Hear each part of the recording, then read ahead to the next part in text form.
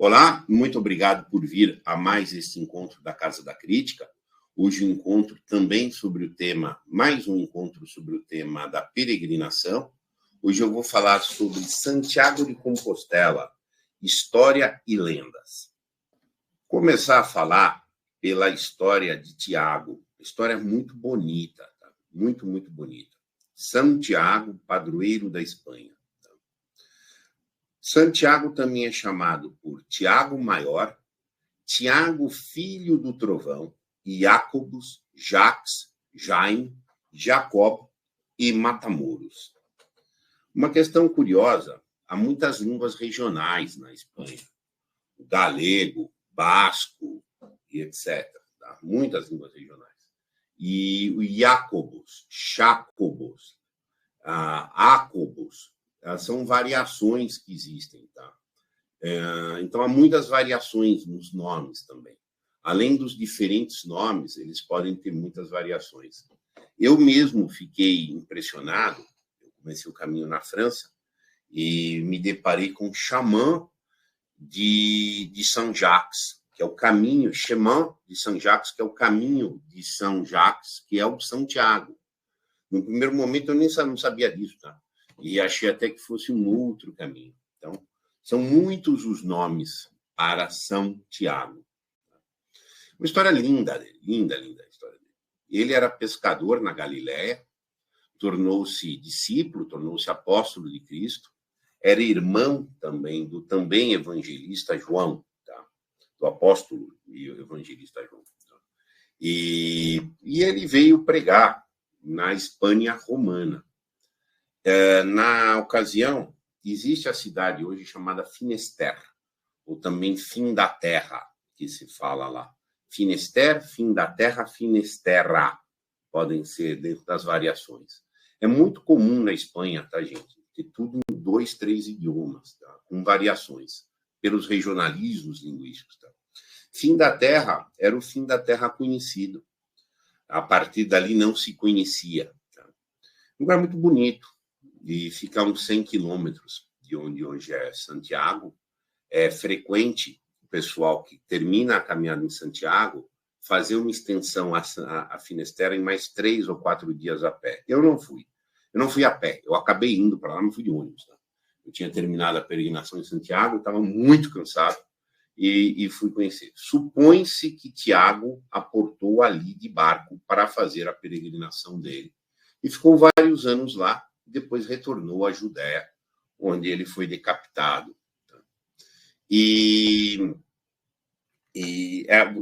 Supõe-se que São Tiago andou por vários lugares onde hoje é Braga, em Portugal, Saragoça, na Espanha, e etc. Toda aquela região ele transitou bastante. E supõe-se também que, após a sua morte, o seu corpo foi transportado de volta à Espanha e foi enterrado onde hoje é Santiago de Compostela. Então, essa é uma síntese. Os restos mortais de Tiago estarão lá em Santiago. Ele que saiu da Galiléia para pregar, acabou voltando. Enfim, história muito bonita. Muito bonita. E em 814 depois de Cristo, vejam o tempo, ele foi decapitado em 44. E em 814, um eremita de nome Pelaio teve uma revelação num sonho e acabou por encontrar um túmulo. E este túmulo foi associado a Tiago. É uma questão controvertida. Tá? Eu ouvi de clérigos. Tá? Alguns afirmam, não, aqui é a tumba de Tiago. Outros aqui supõe-se que é a tumba de Tiago. Tá? E é uma tumba muito bonita, tá? Muito bonita.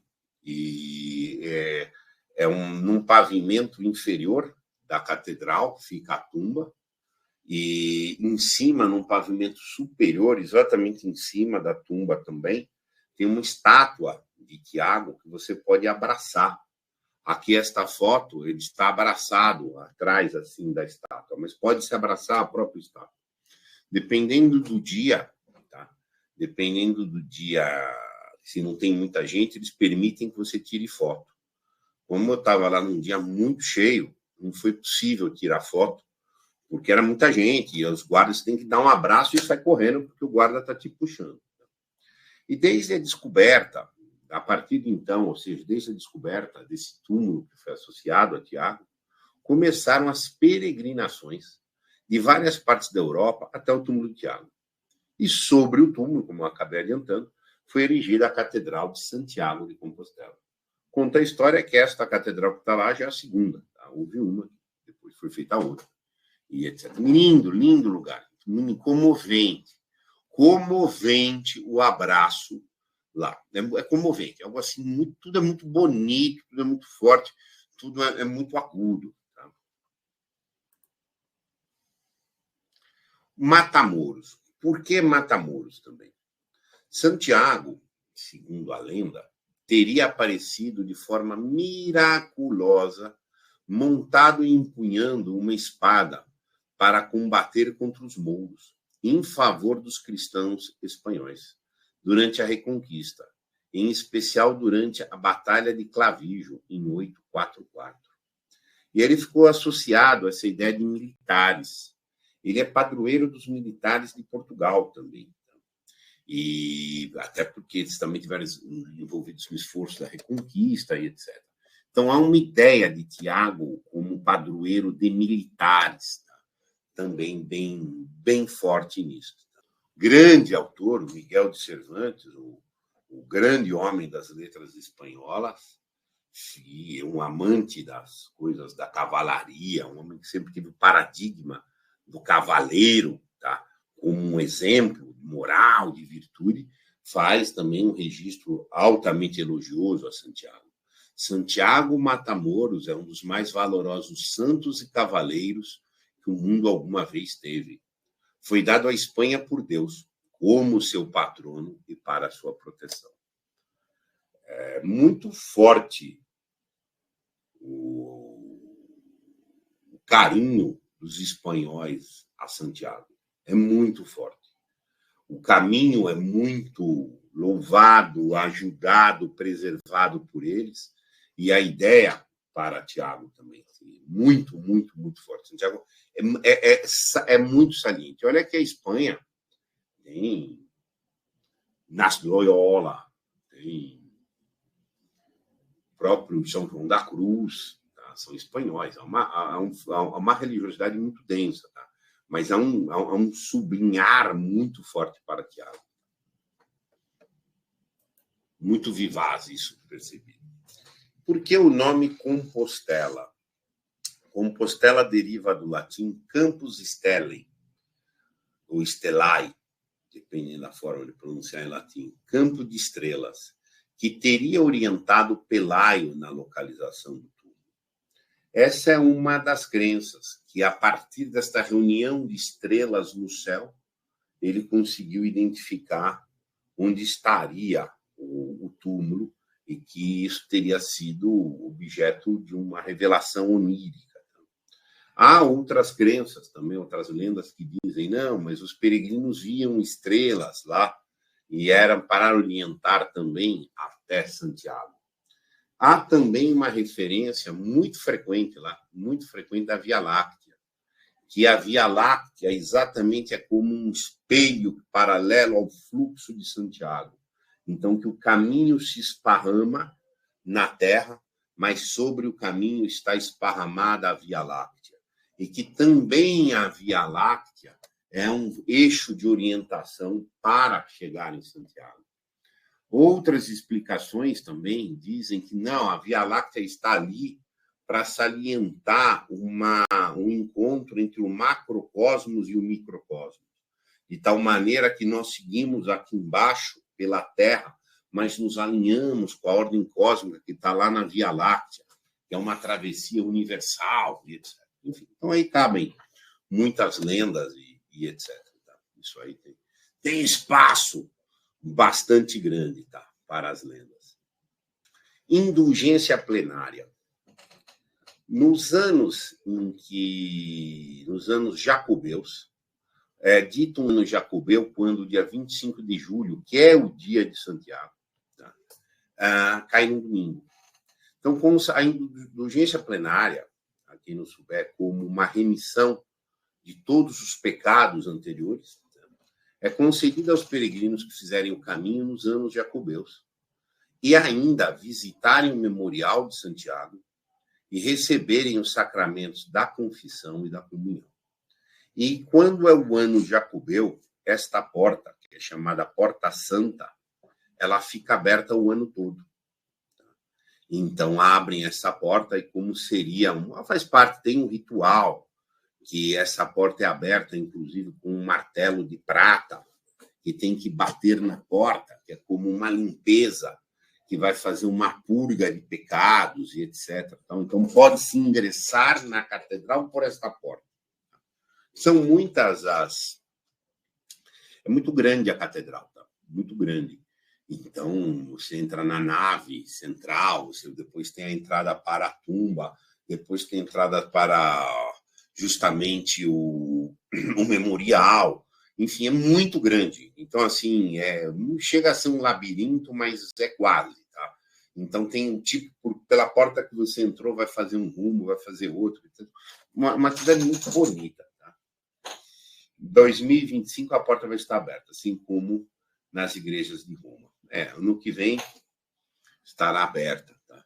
Eu estava agora, dia 25 de julho deste ano, eu estava lá. Uma grande festa na Espanha, em todos os lugares, se lembrou do dia de Santiago. Tá? Eu comecei no dia 20, comecei a caminhar no dia 23 de julho. Tá? E eu me recordo, eu estava em Roncesvalles quando eu soube disso, inclusive foi na bênção peregrina, tá?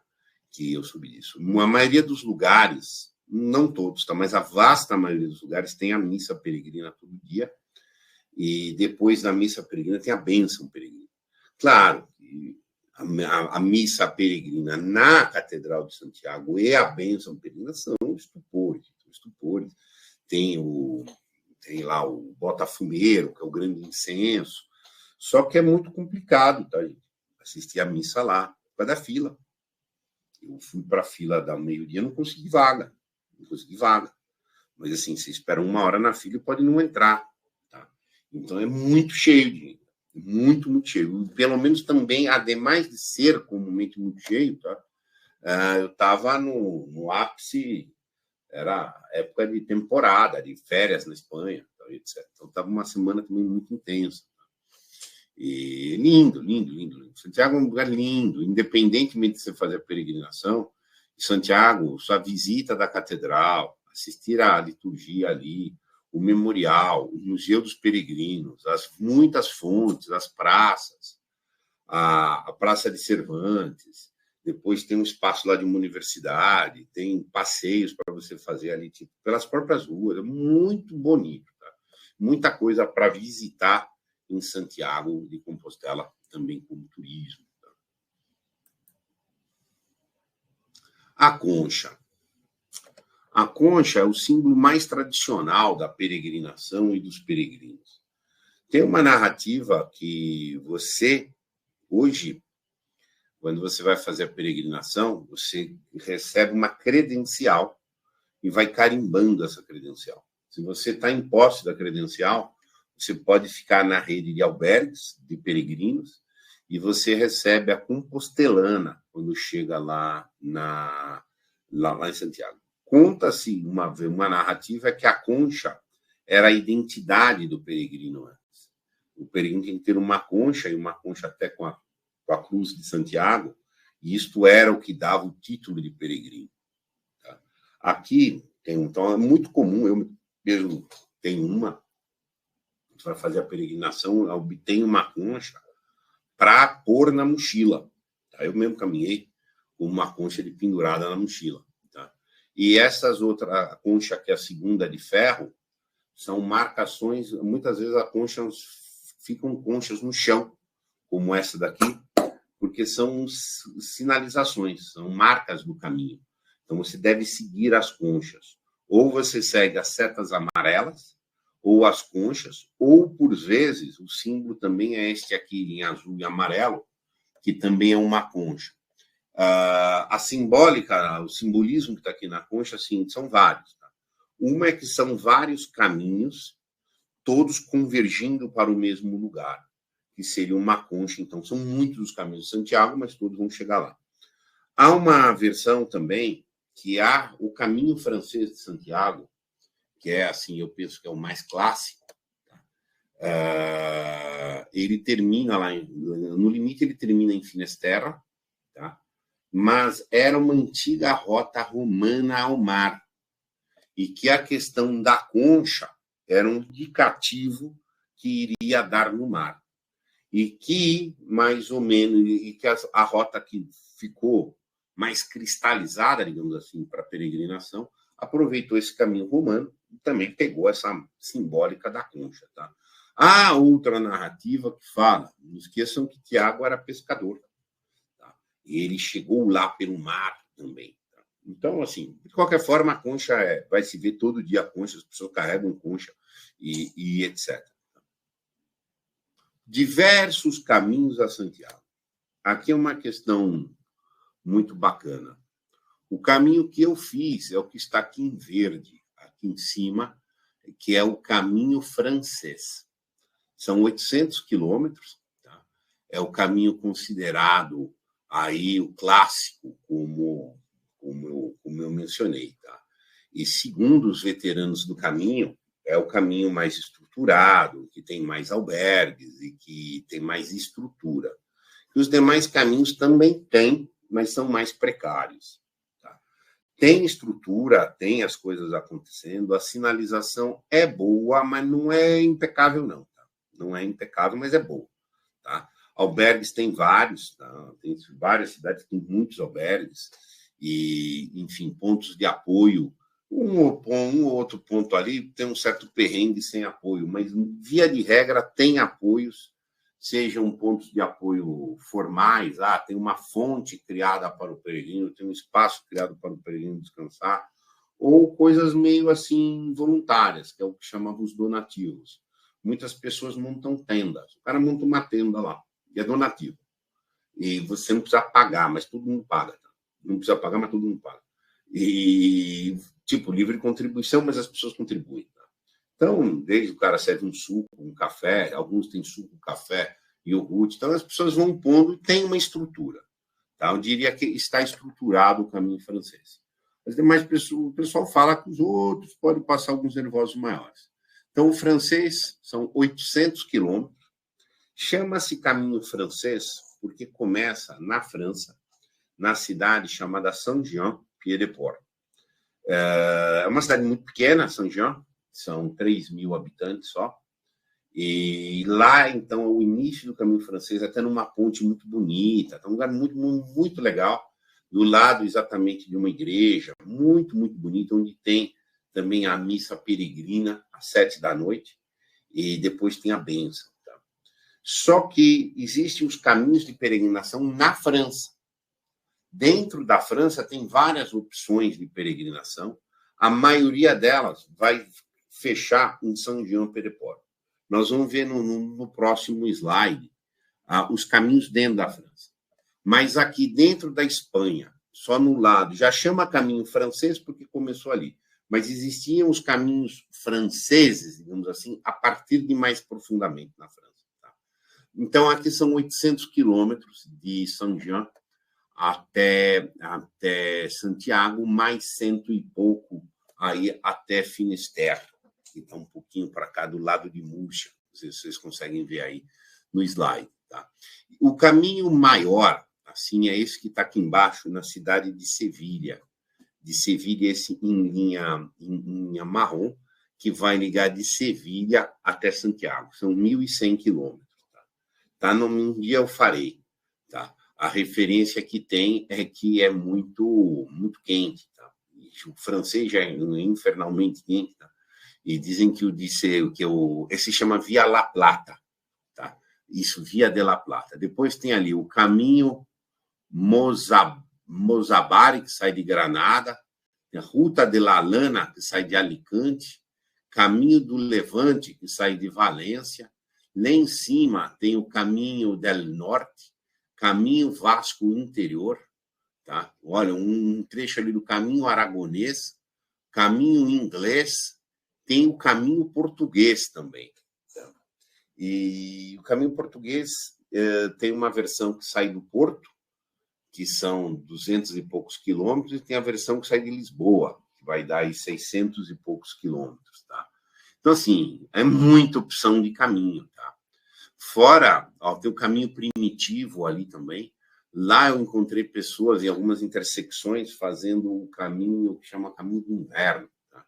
E que não está aqui no mapa. Mas caminhos há muitos caminhos. E há os caminhos meio que se fala daquela forma. O caminho começa na porta da tua casa. Para um europeu isso é muito óbvio. Eu conheci gente que começou a andar em Wales. E não havia um caminho, obviamente, de Wales, mas ele vinha fazendo o caminho dele. Para a comprovação lá em Santiago de Compostela, o que ele fez? Ele parava nos postos de correio. Então, nos correios das cidades, ele ia buscando um carimbo para comprovar que ele estava andando naqueles dias. Se você, quando você começa a peregrinação, você tem que buscar uma credencial do peregrino e aí você vai carimbando para marcar. A catedral entrega a Compostelana, que é o documento que atesta que você fez a peregrinação, se você andar pelo menos 100 quilômetros.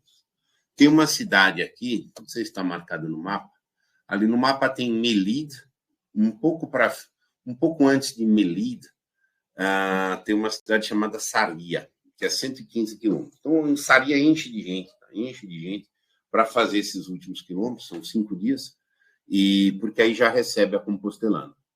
E aí você tem que ter 2 carimbos por dia que você está na rota.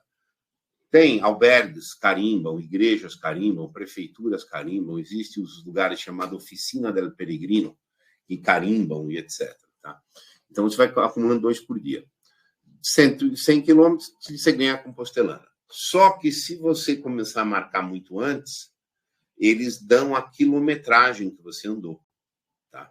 Claro, uma quilometragem mais ou menos. Eu andei um pouquinho mais de 800. Eles marcaram 780 na minha Compostelana, porque é o rito oficial deles lá, etc. Mas aí tem aquela questão de um orgulhozinho, de uma certa vaidadezinha inocente. Eu quero carimbar muito para ganhar lá o certificado com a quilometragem. Aqui do caminho francês, que eu falei que é o mais clássico, tá? Que são os 800, são poucas pessoas, tá? Que fazem de uma vez só. Eu arrisco ali, quando eu comecei em Saint-Jean, devem ter começado umas 200 pessoas naquele dia. Mais ou menos isso eu estimo. Tá?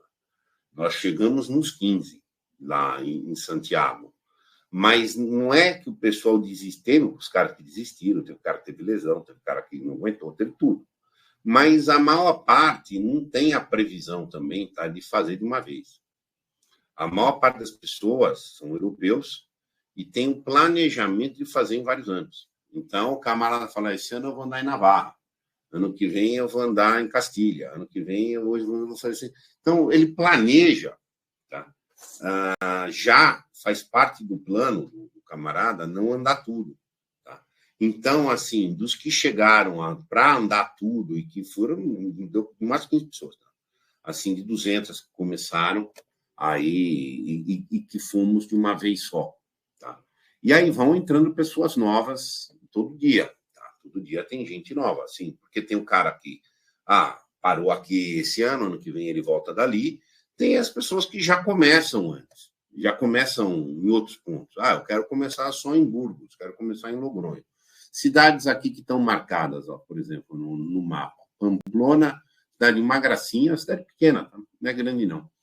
Para ir para Saint-Jean, você tem que sair de Madrid, pegar um trem até Pamplona, em Pamplona pegar um ônibus, ou no caso eu peguei um táxi, tá? E para descer para Saint-Jean, 100 quilômetros mais ou menos. E depois você volta para Pamplona a pé. Tá? Mas a cidade, uma gracinha, uma cidade pequena. Logronho, que está aqui, uma cidade linda, pequena também, 200 mil habitantes, talvez linda. Depois aqui, Burgos, Sarragún. Sarragún é La Mitad. E a festa de La Mitad, que em Sarragún é metade do caminho. Tá? E aí tem a confraternização na metade e tal. León, cidade maravilhosa, cidade grande. Astorga, belíssima cidade. Melite, e aí chega. Só que são 800 quilômetros. Esses 800 quilômetros rasgando um país, tá? Nem tudo é bucólico, não, tá? Você passa por montanha, tem os Pirineus no primeiro dia, que é um jogo pesado, tem bosque, tem floresta, tem lugares altamente bucólicos, cidadezinhas medievais, áreas agrícolas, áreas industriais, gente. Passa por polígonos industriais grandes, às vezes é fábrica disso, não sei o quê, atravessa aeroporto, interiores de cidades grandes, rodovias. Então, assim, nem tem lugar que não tem nada. Tem um lugar lá chamado Mesata, que é do nada ao nada, sabe? Então, assim, você está rasgando 800 quilômetros, passa por tudo. 800 quilômetros de São Paulo a Porto Alegre, tá? Ou ir ao Rio e voltar. Tá? E aí, depois, assim, há um grupo de pessoas que todos os anos eles vão. Todos os anos eles vão. São os veteranos. E são muitos veteranos que estão lá ajudando outras pessoas, dando toque, dando isso, aquilo. Tem muitos trabalhos que são voluntários ali. E pessoas que ficam o resto da vida, a vida toda, indo uma vez por ano ou mais até para Santiago. Cada vez o cara faz um caminho, depois ano que vem ele faz outro, e volta para o francês. O francês é como assim a casa comum. O cara faz o francês, depois faz outro, mas depois ele volta a fazer o francês. Tá? Eu farei isso. Eu, Vicente Tolesano, tenho fortemente planejado fazer isso. Ano que vem, vou revelar para vocês daqui a pouco, eu vou começar na França, mais no interior, e vou fazer o português.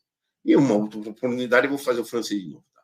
Mas, enfim, uma hora vou fazer o La Plata, que também está me interessando muito, uma hora vou fazer o Caminho del Norte, etc. Assim. E eu serei, ano que vem, um veterano de Santiago, estarei lá ajudando o pessoal e fazendo outra vivência, enfim, de tão bacana que é. Tá? Então, assim, tem muitos caminhos para Santiago. No limite, você inventa um. Tá? No limite, você inventa um caminho e vai fazer teu caminho para lá. Tá? E, enfim, tem muita coisa para ver na Espanha. Tá? Tem muita coisa para você ver na Espanha. Há uma ideia, que legal, você vai conhecer o Espanha. Conhece, obviamente, anda a pé, tudo ali e tal. Mas a gente não tem muito tempo para visitar as coisas, não, tá? Entenda, você já chega muito cansado. Cheguei, por exemplo, em uma cidadezinha, Santo Domingo de la Calzada. Nossa, tem museus, tem isso, tem uma catedral, tem um mausoléu, enfim, tem um monte de coisa. Mesmo, tem energia para ver. E, claro, as coisas mais importantes, visitar a Catedral de Burgos, assim, você vai dar um jeito de ir. Em Astorga tem um museu do Gaudí, sabe, assim, mas eu fiquei 10 minutos no museu, porque tá cansado. Então, muita coisa para ver, tá? Muita coisa para ver mesmo. E aqui, por exemplo, estão os caminhos, olha só, a partir da França. Vocês estão vendo aqui um caminho de Paris. Aqui eu não consigo ler Beausoleil, algo assim. Tem Le Puy e depois tem aqui embaixo um outro. A resolução está ruim. Eu conheci pessoas saindo de Lourdes, tá? E saíram de Lourdes. Conheci vários que saíram aqui de Le Puy, que está aqui do canto direito. De Le Puy até Saint-Jean-Pied-de-Port são 750 quilômetros. Esta aqui chama-se Via Podienses, essa rota. Tá? E é o que eu quero fazer ano que vem. Então, ano que vem, o meu plano é ir para Le Puy e fazer Le Puy até Saint-Jean. Não vou fazer o caminho francês de novo, no sentido Saint-Jean-Santiago. A minha meta é parar. Quero fazer em 32 dias esses 750 quilômetros. Quero parar de férias em algum local por ali. Tá? E depois de lá, eu vou a Portugal e quero fazer o caminho português a partir do Porto. Tá?